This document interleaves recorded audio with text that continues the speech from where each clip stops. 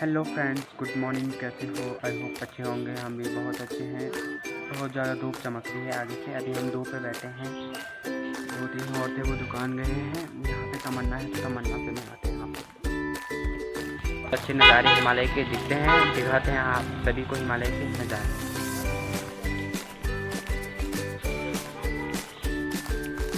Friends, यहाँ पे अर्जुन भी है। आपको दिखाते हैं अर्जुन को। अर्जुन यहाँ पे जाते खड़े को। तो दोस्तों, आपको हम बताते हैं कि हम रुद्रप्रयाग जिले के सबसे बड़े गांव बावई से हैं। तो वैसे अभी मैं घर जा रहा हूँ संतरा लेने। एक संतरा ले जाते हैं, उसे खाते हैं। अभी चलिए लेते हैं संतरा। तो वैसे अभी मैं संतरा भी ले आया हूँ। ये रहा संतरा। अभी खाएंगे इसे हम। खाने के बाद में बनाएंगे सीधा ब्लॉग।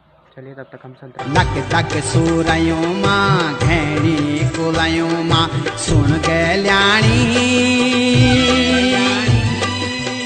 ऐजा तू दौड़ी दौड़ी बनू माँ बनू माँ बनू माँ हे ऐजा तू दौड़ी दौड़ी बनू माँ बनू माँ बनू माँ बसंती बयार।